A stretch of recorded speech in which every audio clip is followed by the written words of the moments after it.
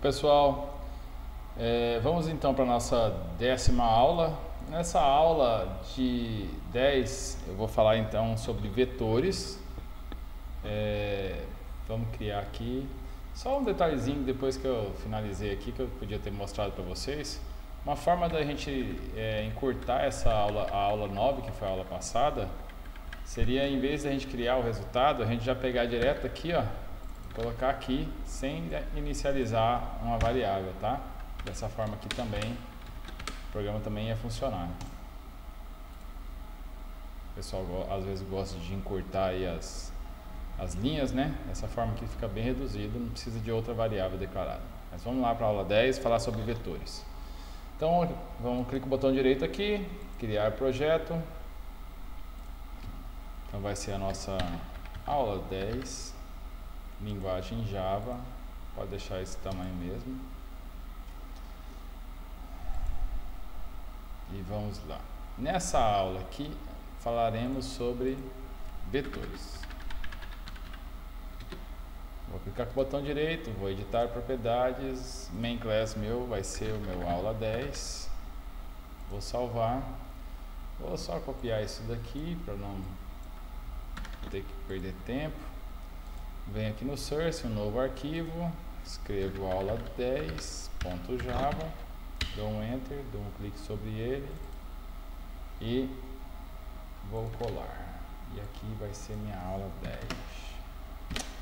Beleza. Vamos apagar tudo isso aqui.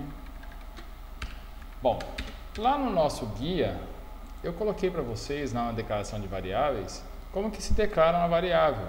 Por exemplo, lá no nosso visual a gente declarava nome vetor, né? E aí falava, ó, esse aqui vai ser um vetor de 0 a 9 de real. O interessante do visual é que você podia falar que ele era de 0 a 9. Neste caso, se você falar que ele é de 9 posições, então significa que ele é de 0 a 8, tá? Então tem que tomar cuidado aí com as posições. Então vamos lá, vamos criar então um vetor no nosso Java, tá? Em vez de double eu vou criar um int primeiro, um int nome vetor, new int, e aqui eu vou colocar 4.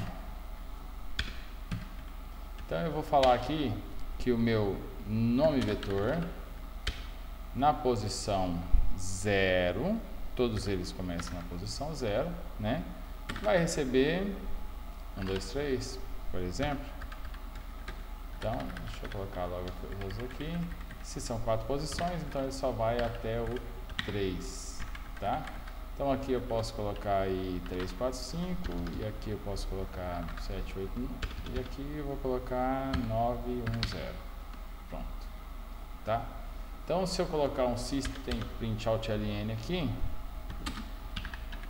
system.out.println, para mostrar o meu vetor na posição, por exemplo, 1, tá? Ponto e vírgula, vamos ver o que vai acontecer. Sim. Olha lá, mostrou os 345, tá? Se eu quiser mostrar então o meu vetor na posição 2 ou na posição 3, vamos lá. Olha lá, 345 e o 910 mostrou aqui e aqui. E se eu quisesse fazer então um laço para que percorresse então todos os meus valores, eu vou aumentar aqui então para 5. Vou criar mais um valorzinho aqui. Vamos lá, posição, na 5ª posição, ou seja, o número 4. E aqui eu vou colocar 1, por exemplo. Tá, então eu vou fazer um laço de repetição. A gente já teve aula de laço de repetição, né? Do tipo int, que começa na posição 0 e que vai fazer até que o meu i seja menor que o meu nome vetor, ponto, e aqui é a diferença, language. Cadê language? Aqui. Ponto e vírgula, incrementando de 1 em 1. abro o meu pochete, minha chave, desculpa, já fechou a chave ali. Eu vou tirar esse aqui daqui, vou deixar só o... Estou confundindo as linguagens aqui. Pronto. E aqui eu vou mostrar ele então exatamente igual estava aqui, só que em vez de 1 eu vou colocar I, né?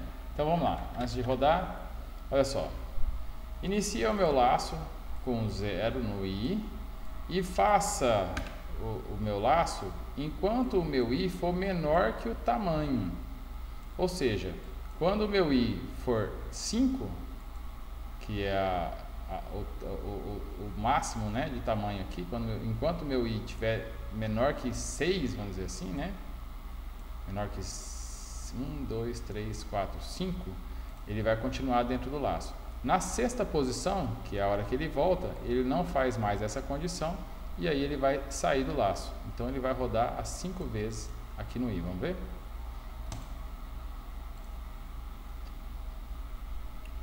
Faltou um ponto e vírgula, normal, né? De novo. Olha lá, 1, 2, 3, 4, 5. Então, as 5 posições. Se você quiser brincar também, pode colocar aqui, ó. Vetor na posição. Coloca um izinho aqui.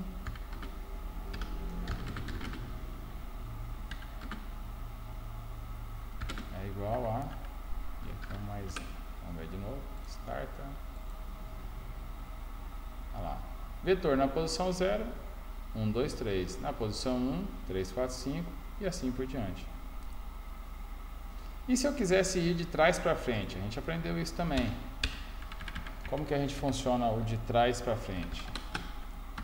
Se eu quisesse ir do 4 para o 0, eu faço um for int I, e aqui eu já faço ele receber o tamanho, né, que ele possui, e ele vai fazer menos 1, e ele vai fazer enquanto o I for maior ou igual a 0. Aqui eu coloco I menos menos. Pronto. Vamos ver como é que ele vai mostrar aqui. Deixa eu colocar uma barreirinha aqui só para a gente saber que já atravessou, né? Pronto, aqui. É isso.